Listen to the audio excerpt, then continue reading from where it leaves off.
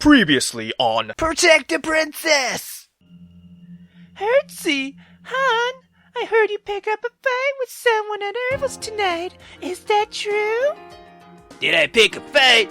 Did I ever pick a fight, my dear? Hertzie, hon, don't you do that again. You worry me half to death. You don't have to worry about me. Hertzwan passed by us one more and began conversing with the lady this time. Oh, you say so, Hertzie, hon? Don't make that face, my dear. Let's hit up Evils next time. Just the two of us, what you say? Heck no.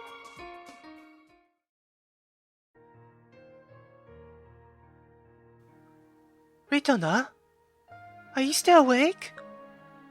Wide awake, my lady. What's up? What's the plan for tomorrow? Are you worried about Rune's request? There's something I'd like to give you at that time. I don't think she's tried anything malicious to us by now. I've observed her actions all day, and every action she takes... I observe her actions all day, and every action she takes seems to be out of genuine sincerity. She is genuine, Ritona. I know you've always struggled to learn to trust people, but Rune is different. Everybody is untrustworthy in my eyes, my lady. My charge as your royal guardian demands that I view all with an indiscriminate eye. I know. I wouldn't expect any less of my childhood companion and my best friend. Still, I wonder what is exactly that she wants us to have. Then I take it, my lady. Would you like to prolong our stay in Kadia until Rune's request meeting time tomorrow? Of course I would. Rune's the only friend we ever made outside of Rosengard. Who knows if we will ever see her again? I thought as much. Rune is a very peculiar person, but the sincerity about her is a much welcome rarity. I share your sentiment, my lady. Who wouldn't? I'd love to return to Rosengard as soon as possible as well, but how severely, excuse me. But how severely would our journey be impeded by staying in Kadia by a few more hours? Well, my lady... Were it not for Rune, I would have to insist on our immediate departure for one, irrefutable reasons. Being? In the outer pole, our dependence on the non-existent mana stream severely hinders our chances of survival. The infinitesimal volume of mana flowing through this barren continent only exacerbates our predicament. I've noticed, Ritona. That's how they can't justify attacking on all those numbers for a simple class 3 sediment stones here. Indeed. More importantly, are you feeling unwell in any way, my lady? Unwell? I suppose. I'm just feeling a lot more exhausted than usual. Our little trip around the entire city didn't help. That's not what I meant, my lady. It isn't? Walking around the city has certainly taken a toll on our stamina, yes, but I'm referring to the exhaustion stemming from mana deficiency. What? I do not know if it has anything to do with the adaptation of living without a mana on the outer pole, but this exhaustion from our inability to siphon mana is aching oxygen depression. That definitely doesn't sound good, Ritona. Mana deficiency only serves to hinder our progress, but at the very least, it isn't life-threatening. What will be excruciating painful is that the adaptation of our body to siphoning less and less mana. Is living on a smaller supply of mana really that bad? Do you think it's possible for us, my lady? Huh? The mana stream on this planet may have forsaken this continent, but that isn't necessarily the truth for the other continents. For people like ourselves, who have only ever known a life centered around mana, we must departure for another local that can support a way of life. Knowing that mana is the only means of sustaining our lives, Why do you think the people of the outer pole choose to remain here? I don't know. Leaving is not an option for them, and it will never be. Okay, why? Why not, Ritona? Good question. While we were raised on San Ajrizda, a continent rich with thick mana streams, our body adapted to living with a certain volume of mana to survive. In our current predicament, although we will suffer from mana deficiency while on the outer pole, we will not die. But that cannot be said for the people of the outer pole. Why not? The volume of the mana human may store within their bodies is dedicated between their 6th and 9th month of life. Oh, okay. Interesting. Depending on how rich and thick the mana stream near that individual is, their maximum volume of mana will be established during those 3 months. The human body's natural response is to always attempt to siphon the maximum volume of mana from the Terran. But for the residents of the outer pole, who were not exposed to as much mana as we were early on, their maximum volume of mana is near to non-existent. Now, imagine if someone from the outer pole were to venture to San Adrista, the surrounding mana would attempt to permeate their body. To that point, the mana would be treated as a completely alien, foreign, invasive substance that cannot be retained. So, like a poison? Indeed, people who cannot retain mana naturally will suffer from the mana shock syndrome, which slowly destroys their body from within. Damn! But isn't there a way from them to adapt, not even to a slightest volume? At present, people who haven't been exposed to mana from birth have little chance of natural mana retention. This explains the lack of migration from the outer pole to other continents. To the people fortunate enough to have born in territories with ample mana streams, the miracle of mana is one of they will prosper from. However, the same cannot be said for the unfortunate. The mana shock syndrome is akin to throwing a saltwater fish into fresh water and expecting it to swim. I see. That is the one irrefutable reason for why we should leave the outer pole. The sooner, the better. According to the general rule of thumb, our bodies will begin feeling the full effect of mana deficiency within 5 days. Shit. That is the time we have left to leave the outer pole for home, or at least another continent with ample mana streams.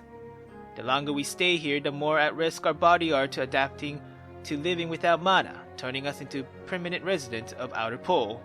Are you still certain you wish to delay our departure until tomorrow afternoon, my lady? I'm certain. Then the matter is settled. I wanted to write to Rune once we return to Rosenheim. I wanted to invite her to visit our kingdom and experience our culture for what it is. If only it weren't for mana shock syndrome, I could have invited her over, correct? Indeed, my lady. Then our meeting tomorrow will be our last. We owe her that much at least. We may have only known her for a single day, but we managed to overcome cultural barriers and become friends with her. What kind of queen would I be to my people if I couldn't even bring myself to treasure the bonds between myself and a single person? My lady. Forgive me, Ritona. I know what I'm asking is selfish and dangerous. Nonsense, my lady. Your wish is my undying will. From now on, until the end of time. Thank you, my good friend. Please, princess. Your sentiment is mine to share as well. My lady, we owe Rune a final farewell. Aight? Fret not, my lady. Your words are the only ones I shall ever heed. My queen.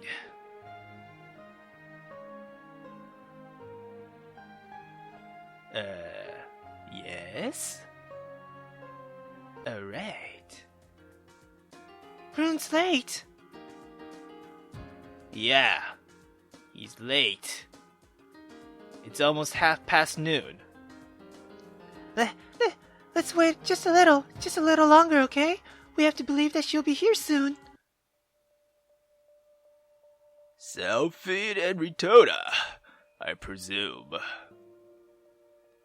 We turn around, alarmed by the unfamiliar low tenor of the male.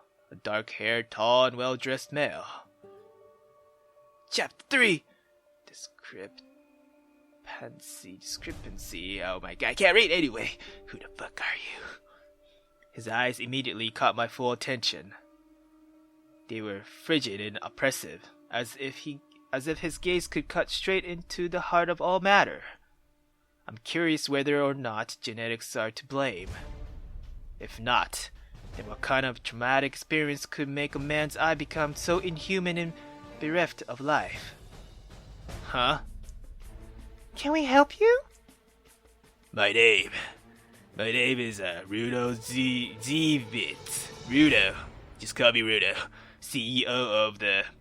I suppose neither of you would know what the abbreviation would stand for, would you? I am Sarah's owner. Sarah? Owner? So you're our guardian or some sort? Both of you were seen together in Sarah's company last evening. Last evening? You must be mistaken, sir. The name of the person we were with was Rune. Rune? The man's face suddenly contorted upon hearing Selphine speaking Rune's name. So, it's Rune now, is it? I suppose so, since it's her name.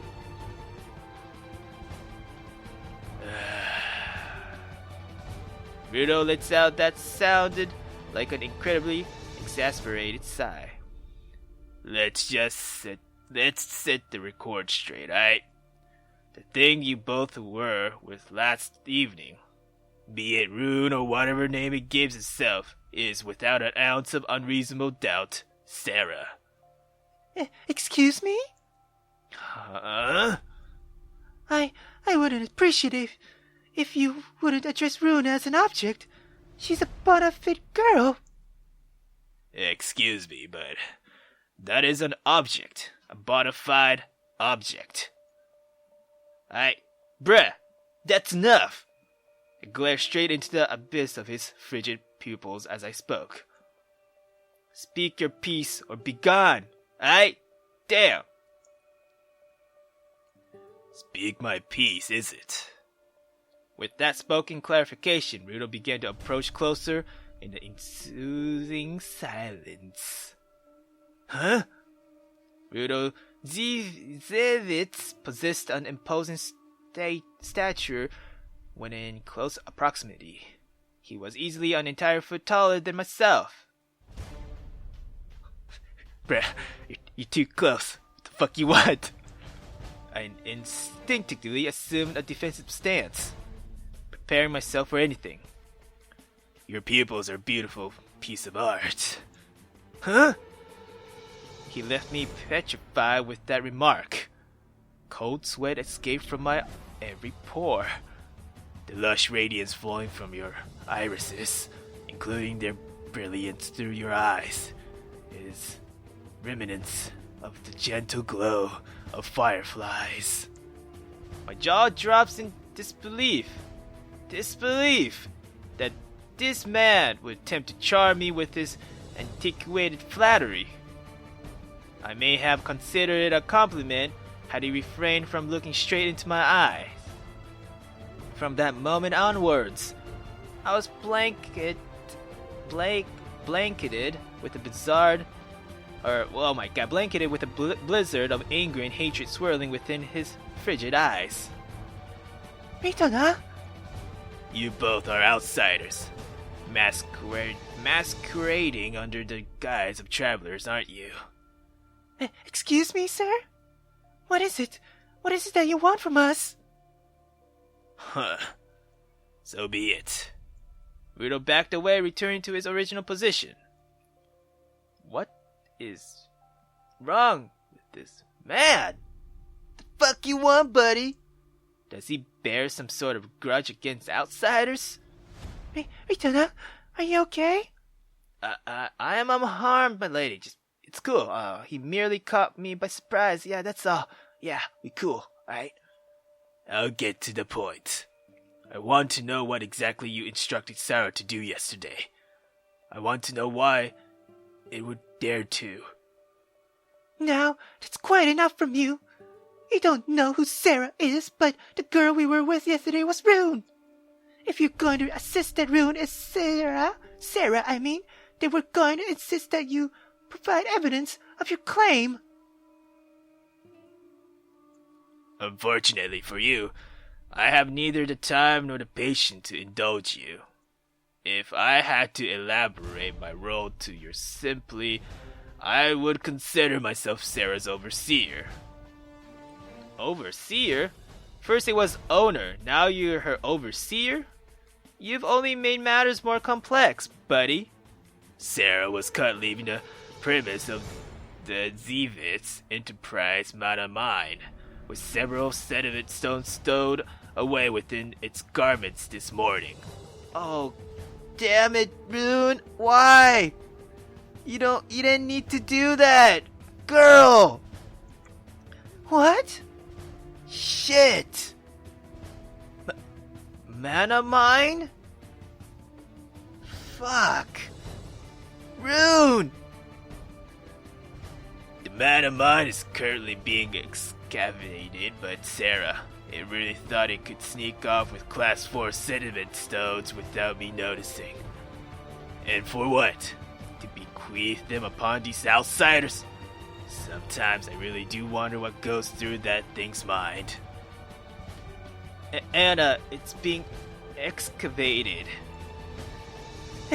It's just my line of work in Kadia is pretty peculiar, and fortunately, I can't really share the details. A peculiar line of work? I don't believe this. Rune is a mana miner? Again, as I've been implying for some time now, Rune does not exist. The girl we met yesterday, damn it! Are you trying to tell us that she's a laborer? An antiquated way to put it, but I believe that term is passable. You're putting a girl like her to labor her life away. She's slender and short. She's honest and sincere. What kind of arrangement do you have her bond to, you slave driver? Yeah! Excuse you, but there is no arrangement. Sarah only does as is ordered because Sarah only exists to serve. Then, you really are an owner? An overseer? A slave driver? What are you getting at? And you're treating Rune like your personal slave. Does such a practice still exist here in this country?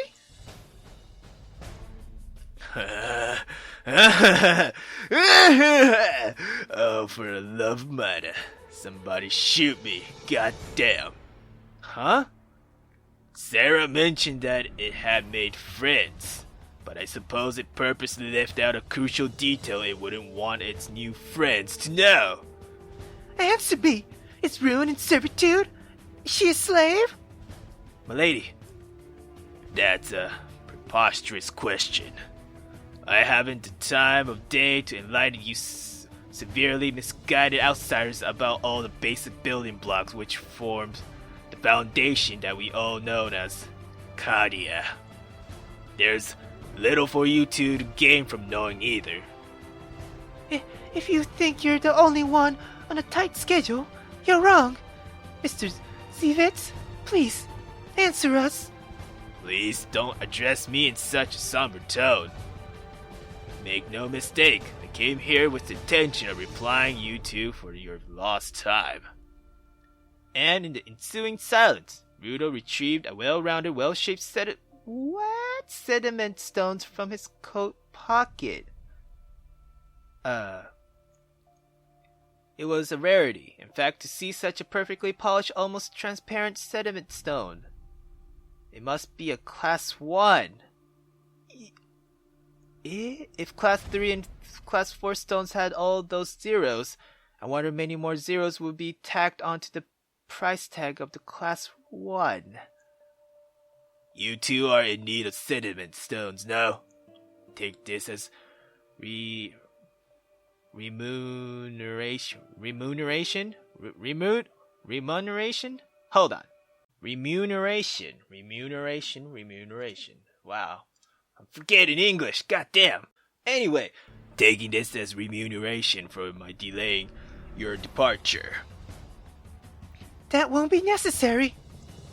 You can keep your sediment stone, but I would like some answer in exchange. I have to refuse your request, but I will answer this for you. Sarah is not a slave. There's more purpose and worth being a slave. The reason for this evaluation is due to the attempted theft of company property, which is a serious offense. Make no mistake, I will personally see to it that this sort of violation does not occur again. If that was an unsatisfactory answer, then I suggest you both dedicate whatever time you can spare to investigate yourselves. Yeah. I'm going to have to put a hard stop to this meeting now. Wait a minute! Yeah, hold on! Yes? Okay, what? What will you do to Rune? What will you do with Sarah? Why would either of you feel compelled to know what I choose to do with Sarah? We're compelled because she's our friend. Delphine gave a swift, resounding, and rupturing response to Rudo's last line of defense. I understand your claim, Mr. Zivitz. Am I correct to assume that the issue at hand is the theft of your sediment stone? If it is, we will gladly repay you for the amount she took. We'll do that much, so please, Mr. Zivitz, do not hurt Rune. Well, that little spell was quite unexpected. Tell me, exactly how do you expect to repay me? Surely, if you have afforded a Class 4 sediment stone, we couldn't have the issue of the theft to deal with, now would we? That may be true now.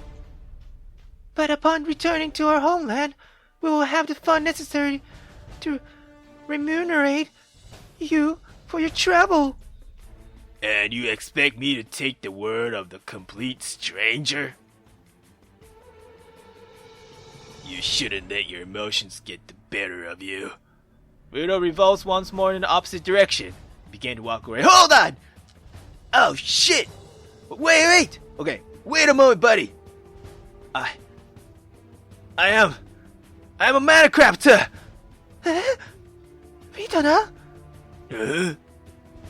Give me the sediment stone you have in your hand, and I will imbue it with my purified mana.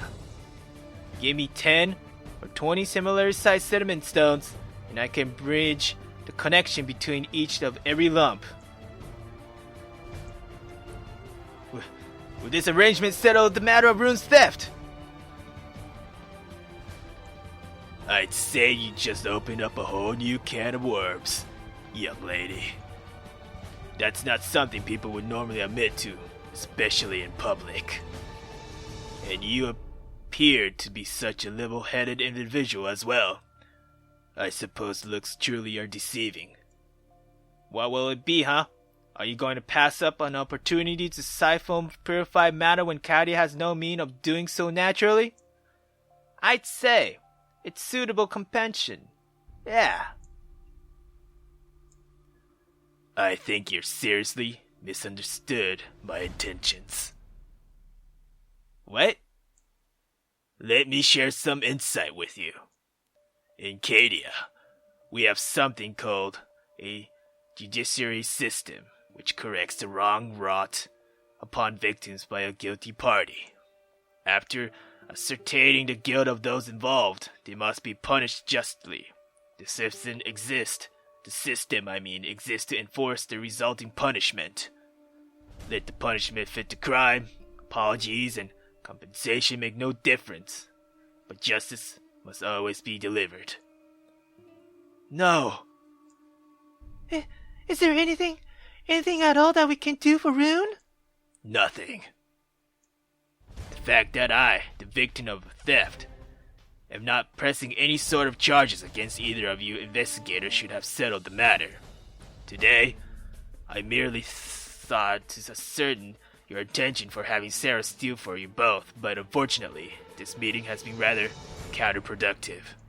But, Mr. Zivitz! I would suggest that you forget about what I have in store for Sarah and leave the outer pole as soon as possible, lest you succumbs to mana shock. Especially you, with the crimson iris. Huh? Having the ocular characteristic of a gentle glow is not a positive indication. I say that you have 3 days remaining until you fully succumbed. Succumbed, I mean. Excuse me? Mana shock syndrome. The radiance in your eyes will only continue to diminish during your stay, Manacrafter. And when it does, you have completely succumbed. Am I pronouncing that right? Fuck it. How could he know so much? Just by looking in my eyes. Rune Zivitz, who the fuck are you, really? Leave Kadia now. That is the best course of action I can recommend that you both take. That is, of course, unless you both have some seeking permanent residence in the outer pole. With that sardonic statement said, Rune Zivitz returned and left our company. Shit!